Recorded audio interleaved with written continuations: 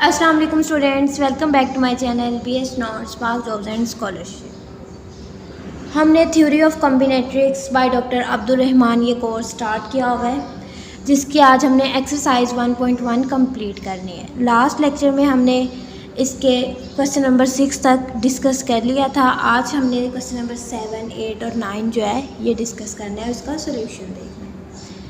तो हम स्टार्ट करते हैं। सबसे पहले क्वेश्चन नंबर 7 है, Find the number of 5-digit integers that contain the digit 6 exactly once। एक ऐसा 5-digit इंटीजर हो, एक नंबर जो कि 5-digit इंटीजर हो और उसमें 6 जो है वो एक मरतबा लाजमी आना चाहिए। ठीक है, तो क्वेश्चन नंबर 7 का सोल्यूशन देखते हैं। तो 5-digit नंबर किस तरह का होगा? अगर जहाँ पे हमने 6 अगर यहाँ पे पुट कर लें, मतलब किस तरह हमने ये 5 प्लेसेस जो हैं ये लेट कर लिए हैं, जो कि एम्प्टी प्लेसेस है 1 2 3 4 5। तो ये हमारे पास 6 प्लेसेस जो हैं, ठीक है, हमने खुद लेट किए। To fill this 5 places we use digit any of. हम इनमें से डिजिट्स यूज़ करेंगे, लेकिन कौन सा डिजिट यूज़ नहीं करेंगे? 6। क्यों नहीं यूज़ करेंगे? क्योंकि उसका तो हमें ऑलरेडी पता है कि हमने यहाँ पर किसी एक प्लेस पर 6 तो लाजमी पुट करना है। ठीक है, तो बाकी हमारे पास कितने डिजिट्स फिर ये रह गए? ये हमारे पास रह गए 9। 1 2 3 4 5 6 7 8 9। इन 9 डिजिट्स को हमने यूज़ करना है, मतलब कि एक एम्प्टी स्पेस को फिल करने के लिए हमारे पास कितने डिजिट्स हैं? 9 है। हम उसमें से पुट कर सकते हैं। तो यही लिखा हुआ है that there exactly 1 place must contains the digit 6। तो हमारे पास 2 केसेस होंगे। इसका सोल्यूशन में हमने 2 केसेस बना लेने हैं। पहला केस हमारे पास क्या होगा? अगर 6 जो है वो लेफ़्ट साइड पे, अगर 6 लेफ़्ट साइड पे आ जाए, मतलब कि फर्स्ट x की जगह पर अगर 6 आ जाए, तो जो हमारे पास इस तरह की जो एम्प्टी प्लेसेस हैं वो फिल हो जाएंगी रिमेनिंग 9 डिजिट्स से। जो हमारे पास बाकी 9 डिजिट्स बचेंगे उनसे वो फिल हो जाएंगी। तो इसके वेज निकालने के लिए हम क्या करेंगे? जो पहली हमारे पास है प्लेस, वहाँ पर तो हमें पता है कि वहाँ पर 6 आना है। हमने यहाँ पर केस लेट किया हुआ है कि यहाँ पर अगर 6 जो है वो एक्सट्रीम लेफ़्ट पे हो, तो उसका तो हमें पता है कि उसका एक ही है जो 6 आएगा। उसके बाद जो सेकंड प्लेस होगी, जो हमारी एम्प्टी प्लेस थी, वहाँ पर हमें पता है कि हमने 6 नहीं पुट करना है, क्योंकि क्वेश्चन में कह दिया गया है कि जस्ट 1 टाइम जो है वो 6 आए।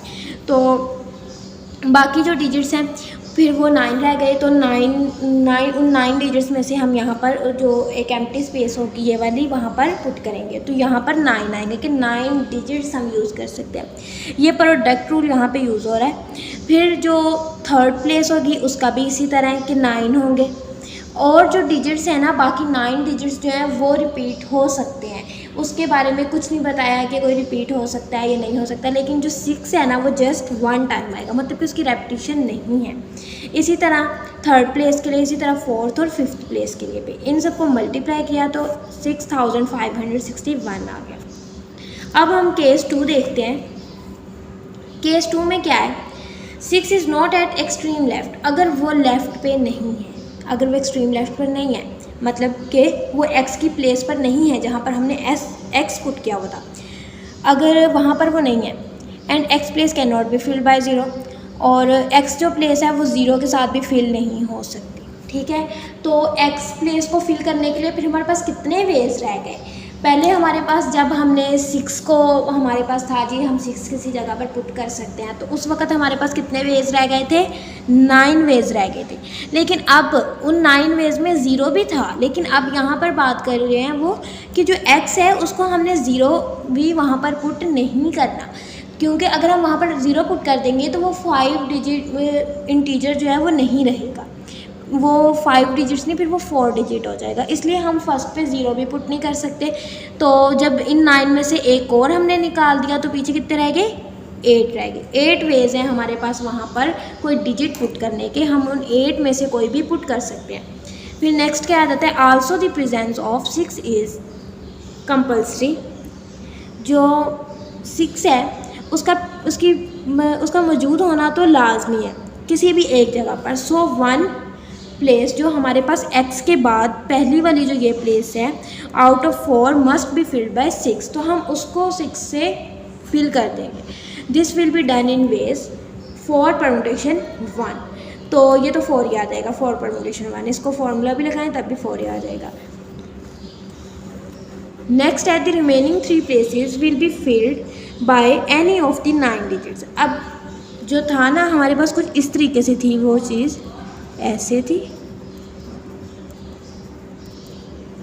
अब x का भी हमें पता चल गया, उसके बाद हमने इसका भी देख लिया, 4 आ गया। अब जो रिमेनिंग 3 है ना, ये नहीं आएगी।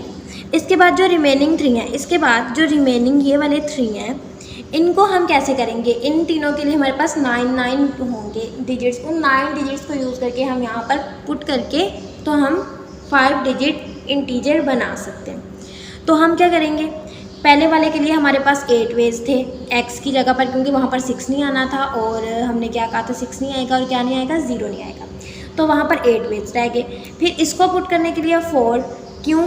क्योंकि हमने यहाँ पर देखा ये वाला पॉइंट जो था, इसकी वजह से हमने यहाँ पर 4 लिया। सेकंड प्लेस पर अगर 6 आ जाए, सो 1 empty place out of 4 must be filled by 6. This will be done in ways for permutation 1. तो इसलिए यहाँ पर 4 आया। और बाकी ये जो 9 डिजिट्स थे हमारे पास रिमेनिंग, और उन 9 में से यूज़ करके एक यहाँ पे पुट करेंगे, फिर दोबारा 9 में से कोई भी डिजिट लेके यहाँ पर, और इसी तरह इधर। तो इन सबको मल्टीप्लाई करके हमारे पास आंसर क्या है? 23,328। तो हमारे पास जो 5 डिजिट नंबर्स हैं, जिनमें जो कुछ इस फॉर्म के होंगे, जहाँ पे 5 डिजिट नंबर होगा जो, वो कितने टोटल होंगे? 23,328। तो ये हमारे पास इसका आंसर था क्वेश्चन नंबर 7 का। नेक्स्ट हम देखते हैं क्वेश्चन नंबर 8। तो क्वेश्चन नंबर 8 क्या है? In how many ways can 7 boys and 2 girls be lined up in a row such that the girls must be separated by exactly 3 boys. वो कह रहे हैं कि 7 बॉयज़ हैं, 2 गर्ल्स हैं। उन्होंने कहा है कि इन्हें रो में ऐसे खड़ा करें कि that the girls must be separated by exactly 3 boys, के हर 3 बॉयज़ के बाद एक लड़की आए। मतलब कि 2 लड़कियाँ ना, एक पहले आ जाए, फिर 3 बॉयज़ आ जाए, फिर एक आ जाए। मतलब ये 3 के डिफरेंस के साथ खड़ी हैं ना, 3 का बीच में फ़र्क है, 3 खड़े हैं बॉयज़, फिर एक गर्ल खड़े हैं। तो इसका सोल्यूशन देखते हैं, कितने वेज ऐसे होंगे कि इन्हें हम इस तरीके से लाइन अप कर सकें। तो सबसे पहले नंबर ऑफ़ बॉयज़ कितने हैं? 7 है। उसके बाद नंबर ऑफ़ गर्ल्स कितनी है? 2 हैं। Girls must be separated bye 3 boys, जो कि क्वेश्चन में ये गिवन है। फिर अगर हम इस तरह नाम दे लेते हैं G1 और G2, गर्ल्स को हमने क्या नेम दे लिए? G1 और G2। उसके बाद हमने बॉयज़ को B या B1 B2 B3 भी आप कह सकते हैं, B1 B2 और B3 भी कह सकते हैं, ठीक है। 3 बॉयज़ खड़े हैं और एक गर्ल पहले खड़ी है और एक बाद में खड़ी है, मतलब कि 3 बॉयज़ हैं। और ये वाली एम्प्टी स्पेसेस है, यहाँ पर बेशक बॉयज़ खड़े हों या कोई भी खड़ा हो, यहाँ पर फ़र्क नहीं पड़ता, लेकिन हमने जस्ट गर्ल्स का देखने कि गर्ल्स के दरमियान में 3 बॉयज़ हों, ठीक है। दी ब्लॉक, अब ये एक ब्लॉक बन गया। Can move in the places empty in ways. अगर ये हम इन प्लेसेस पर मूव कर जाएं तो 1 + 4 = 5। 4 तो ये होंगी, 4 ये होंगी एम्प्टी प्लेसेस। तो 1 + 4 = 5। The girls G1 and G2 can arrange themselves in ways 2।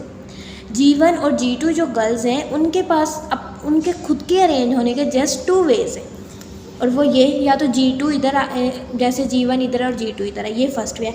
अगर G2 इधर आ जाए और G1 इधर आ जाए, ये हमारे पास सेकंड वे है। तो इस तरीके से हमारे पास जस्ट 2 वेज हैं। All the boys can arrange themselves in ways 7 factorial, क्योंकि टोटल 7 बॉयज़ हैं तो 7 factorial। Hence by product rule we have required arrangements। यहाँ पर भी प्रोडक्ट रूल यूज़ करेंगे। तो देखिए 5 ये ब्लॉक जो था मूव करेगा, तो वहाँ से हमारे पास 5 आ गए। ये 2 जो गर्ल्स की अरेंजमेंट के वेज थे वो 2 हैं, जो जैसा कि मैंने आपको बताया, और 7 फैक्टोरियल ये वेज हैं बॉयज़ के। इन तमाम को मल्टीप्लाई करके 5 × 2 = 10, 10 × 7 फैक्टोरियल, ये हमारे पास टोटल वेज आ गए हैं कि कितने वेज हैं हमारे पास कि गर्ल्स इस तरीके से खड़ी हो सके। तो ये हमारे पास क्वेश्चन नंबर 8 था। नेक्स्ट हम देखते हैं क्वेश्चन नंबर 9। अब हमारे पास हमारी एक्सरसाइज 1.1 का लास्ट क्वेश्चन है, question number 9। How many bit strings of length 9 are there. How many of these have zero at 7th bit. सबसे पहले क्या कहा, how many bit strings of length 9 are there.